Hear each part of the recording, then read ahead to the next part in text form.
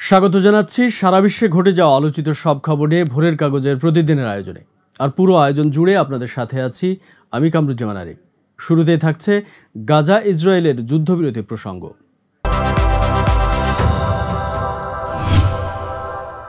যুক্তরাষ্ট্রের দেওয়া গাজার শান্তি চুক্তি নিয়ে ফের শুরু হয়েছে টানাপোড়েন। বিভিন্ন শর্তের বেড়াজালে আটকে যেতে বসেছে শান্তি চুক্তি প্রস্তাবিত শান্তি চুক্তিতে একটি স্থায়ী যুদ্ধবিরতির কথা উল্লেখ থাকলেও সেটা নিয়ে নানা তালবাহানা শুরু করেছে ইসরায়েল। গাজায় চলমান আগ্রাসনের স্থায়ী যুদ্ধবিরতিতে ইসরায়েল রাজি না থাকলেও এর দায় চাপানো হচ্ছে হামাসের উপর।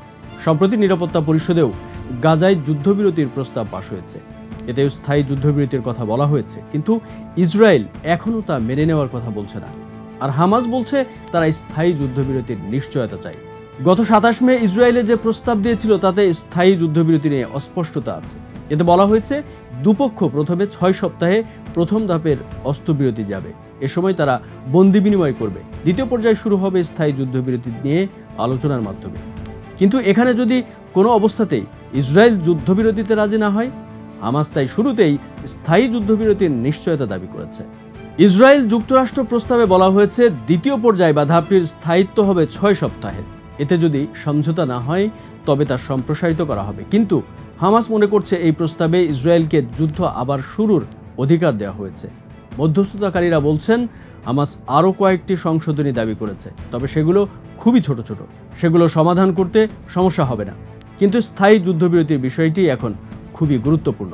ইসরায়েলি প্রধানমন্ত্রী বেনিয়ামিন নেতানিয়াহু বারবার বলে আসছেন হামাসকে ধ্বংস না করা পর্যন্ত তারা যুদ্ধ বন্ধ করবে না। তিনি আরও দাবি করেছেন তাদের যুদ্ধবিরতি প্রস্তাবে এই যুদ্ধে তাদের লক্ষ্য পূরণের বিষয়টি অনুমোদন করা হয়েছে।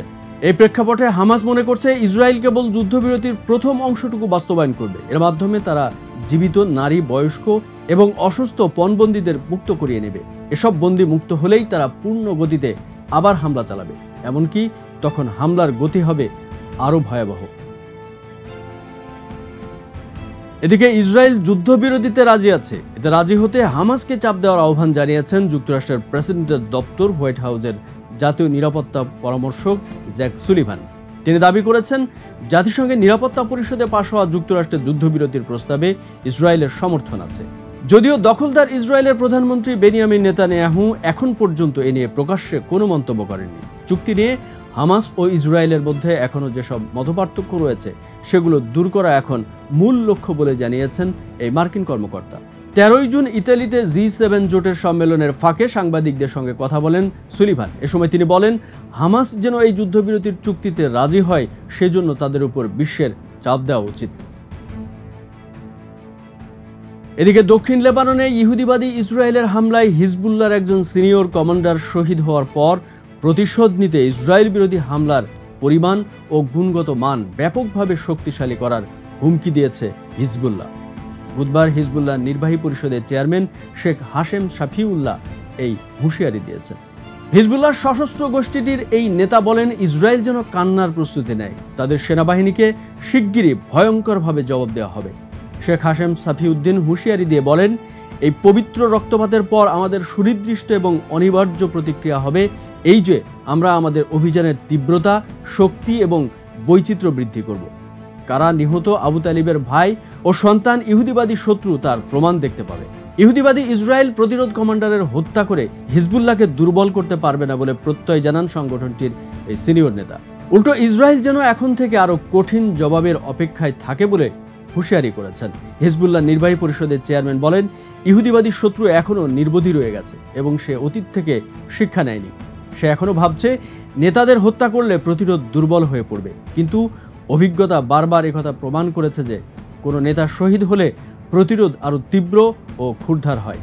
তিনি বলেন উত্তর ইসরায়েলে তাদের উপর যা ঘটেছে তার জন্য শত্রু যদি চিৎকার করে ও হাহাকার করে তাহলে তাদেরকে কাঁদতে ও বিলাপ করার জন্য নিজেদের প্রস্তুত করতে দিন। এদিকে হিজবুল্লাহর শীর্ষস্থানীয় কমান্ডারের শাহাদাতের ঘটনায় আলাদা আলাদা বিবৃতিতে হিজবুল্লাহ নেতাদের সমবেদনা জানিয়েছেন ফিলিস্তিনের হামাস এবং ইসলামী জিহাদ আন্দোলন। গাজা উপত্যকার অধিবাসীদের বিরুদ্ধে ব্যাপক অপরাধ যজ্ঞের ফলে বিশ্ব অঙ্গনে ইসরায়েলের বিরুদ্ধে প্রতিরোধের বিভিন্ন ফ্রন্ট সম্প্রসারিত হয়েছে। বিশ্বের পশ্চিম ও পূর্বের দেশগুলো স্বতঃস্ফূর্তভাবে ইসরায়েলি পণ্য এবং ইসরায়েলের সঙ্গে ব্যাপক আকারে সম্পর্ক রয়েছে এমন কোম্পানির পণ্য বর্জন করে ইসরায়েলি শাসক গোষ্ঠীর অর্থনীতিকে ক্ষতি করার চেষ্টা চালানো হচ্ছে। প্রায় ২০ বছর ধরে অপতৎপরতা চালানোর কারণে বয়কট, বিনিয়োগ বন্ধ এবং নিষেধাজ্ঞা প্রচারাভিযান আবারও বিশ্বের সমস্ত অংশে মানুষের মনোযোগের বিষয়ে পরিণত হয়েছে। ইসরায়েল বিরোধী আন্দোলনের প্রচারাভিযান, বয়কট, বিনিয়োগ বন্ধ এবং নিষেধাজ্ঞা পেজটি তার অনুসারীদের ইহুদিবাদী ইসরায়েলের সাংস্কৃতিক প্রতিষ্ঠানে যোগদান থেকে বিরত থাকতে বলেছে। শিশু হত্যাকারী ইসরায়েলকে বয়কট করার লক্ষ্যে জোর প্রচারণা চালাচ্ছে বিশ্বের বিভিন্ন বিশ্ববিদ্যালয়ের শিক্ষার্থীরা। একই সময়ে তেল আবিবের শাসক গোষ্ঠীর অপরাধ যজ্ঞের বিষয়ে যেসব সেলিব্রিটি এবং প্রভাবশালী নীরব ভূমিকা পালন করেছে তাদের মোকাবেলা করার জন্য আরেকটি প্রচার অভিযান শুরু করা হয়েছে। ইসলাম বিরোধী আন্দোলন, বয়কট, বিনিয়োগ বন্ধ এবং নিষেধাজ্ঞার কৌশলগুলোর মধ্যে অন্যতম এই প্রচার অভিযান হলো সঙ্গীত শিল্পী, অভিনয় শিল্পী এবং বিভিন্ন সেলিব্রিটিদের বয়কট করা। ইসরায়েলকে বয়কট করার প্রচারণার সক্রিয়তার সমান্তরালে ইহুদিবাদী ইসরায়েলের অপরাধ সম্পর্কে নীরব সেলিব্রিটি এবং প্রভাবশালীদের মোকাবেলা করার জন্য আরেকটি প্রচার শুরু করা হয়েছে। গাজা ইস্যুতে নীরব থাকা সেলিব্রিটিদের বিরুদ্ধে এই মিডিয়া প্রচারণার শুরুটা মেট গালা উৎসবের সঙ্গে সম্পর্কিত। এবছরের মেট গালা রেড কার্পেটে বিলাসবহুল পোশাকে হলিউড অভিনেতা, অভিনেত্রী এবং বিশ্ববিখ্যাত সঙ্গীত শিল্পীদের ছবি প্রকাশের সময় এই প্রচার অভিযানটি শুরু হয় এবং সাইবার স্পেস ব্যবহারকারীদের ক্ষোভের জন্ম দেয়। কারণ এই ব্যয়বহুল অনুষ্ঠানটি চলাকালেই রাফা নগরীতে ইহুদিবাদী শাসক গোষ্ঠীর বর্বরোচিত হামলার সৃষ্ট ধ্বংসযজ্ঞের ছবি সবার হাতে হাতে চলে আসে। অনেকেই এই অনুষ্ঠানের আয়োজনকে গাজায় সংগঠিত অপরাধগুলোকে ধামাচাপা দেওয়া এবং কোণঠাসা করার অপচেষ্টা বলে মনে করছেন। অন্যদিকে আর্জেন্টিনার রাজধানী বুয়েন্স আয়ার্সে বাজেট কমানো সংশ্লিষ্ট সংস্কার নিয়ে ব্যাপক সংঘর্ষের ঘটনা ঘটেছে। পুলিশের সঙ্গে বিক্ষোভকারীদের সংঘর্ষে আহত হয়েছে বেশ কয়েকজন। স্থানীয় সংবাদ মাধ্যমে এই বিক্ষোভকে রণক্ষেত্রের সঙ্গে তুলনা করা হয়েছে। ১২ জুন রাতে দেশটির পার্লামেন্টের উচ্চকক্ষ সিনেটের সামনে জড়ো হয় বিক্ষোভকারীরা। ওই সময় তাদের সরিয়ে দিতে জলকামান এবং কাঁদানে গ্যাস ব্যবহার করে পুলিশ। তবে বিক্ষোভ সত্ত্বেও দেশটির আইন প্রণেতারা এই বাজেট কমানো সংস্কারের অনুমোদন দিয়েছে। সংস্কারের অনুমোদন ঠেকাতে পেট্রোল বোমা ও পাথর নিক্ষেপ করে বিক্ষোভকারীরা। এছাড়া দুটি গাড়িতে আগুনও দেন তারা। বিক্ষোভকারীদের দাবি, এই সংস্কারের কারণে লাখ লাখ আর্জেন্টাইন ক্ষতিগ্রস্ত হবে। আর্জেন্টিনার ডানপন্থী প্রেসিডেন্ট জাভিয়ার মিলেই এই সংস্কারের প্রস্তাব করেন। তিনি মূলত এর মাধ্যমে দেশটির ভঙ্গুর অর্থনীতিকে জাগ্রত করতে চাচ্ছেন। এই সংস্কারের মাধ্যমে আর্জেন্টিনায় অর্থনৈতিক জরুরি অবস্থা জারি করা হবে, সরকারি পেনশন ও শ্রম অধিকার কমিয়ে দেওয়া হবে। তার এই সংস্কার প্রস্তাবের বিরোধিতা করেছে দেশটির বিরোধী দল, শ্রম সংগঠন এবং সামাজিক সংস্থাগুলো। এদিকে জি7 শীর্ষ সম্মেলনে যোগ দিতে বুধবার রাতে ইতালিতে পৌঁছেছেন মার্কিন প্রেসিডেন্ট জো বাইডেন। এবারের জি7 সম্মেলনে Canada, France, Germany, Italy, Japan এবং যুক্তরাজ্যের নেতৃবৃন্দ ছাড়াও ভারতের প্রধানমন্ত্রী নরেন্দ্র মোদী বিশেষ আমন্ত্রিত অতিথি হিসেবে যোগ দিচ্ছেন। ইতালিতে পৌঁছে ইউক্রেনের প্রেসিডেন্ট ভ্লাদিমির জেলেনস্কির সাথে একটি বৈঠক করার পরিকল্পনা রয়েছে জো বাইডেনের, যেখানে এই দুই নেতা ইউক্রেনের দ্বিপাক্ষিক নিরাপত্তা বিষয়ে একটি চুক্তি স্বাক্ষর করবেন। বিষয়টি নিশ্চিত করেছেন জাতীয় নিরাপত্তা উপদেষ্টা জ্যাক সুলিভান। এবারের জি7 শীর্ষ সম্মেলনে কৃত্রিম বুদ্ধিমত্তা, জলবায়ু পরিবর্তন চ্যালেঞ্জ ছাড়াও ইউক্রেন এবং মধ্যপ্রাচ্যের যুদ্ধ নিরসন প্রাধান্য পাবে বলে আশা করা হচ্ছে। জি7 শীর্ষ সম্মেলনে যোগ দিয়ে ইউক্রেনের প্রতি শক্তিশালী সমর্থন দেবে যুক্তরাষ্ট্র, এমনটি জানিয়ে জ্যাক সুলিভান আরও বলেন, এখানে আমাদের লক্ষ্য পরিষ্কার। আমরা দেখাতে চাই মার্কিন যুক্তরাষ্ট্র ইউক্রেনের জনগণকে কিভাবে সমর্থন করে। আমরা তাদের পাশে দাঁড়িয়েছি এবং আমরা তাদের নিরাপত্তার প্রয়োজনগুলিকে শুধু আগামীকাল নয়, ভবিষ্যতেও সাহায্য করব।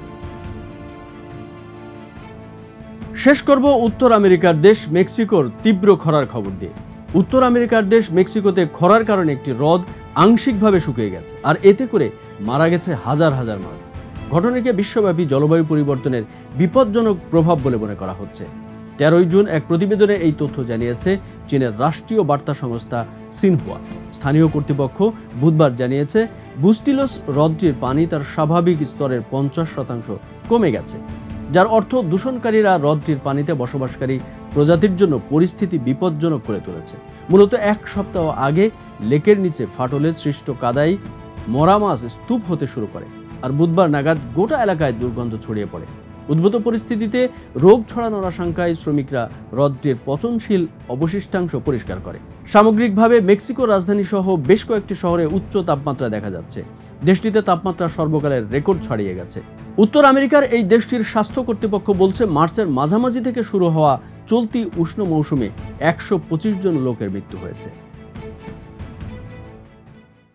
দর্শক, এই ছিল সারা বিশ্বে ঘটে যাওয়া উল্লেখযোগ্য কিছু খবর নিয়ে ভোরের কাগজের আজকের আয়োজন। যারা এতক্ষণ আমাদের সাথে ছিলেন তাদের অসংখ্য ধন্যবাদ। সারা বিশ্বের সব খবর সবার আগে জানতে সাথে থাকুন আমাদের ভোরের কাগজ ইউটিউব চ্যানেল ও ফেসবুক পেজে। ভালো থাকবেন সবাই। আল্লাহ হাফেজ।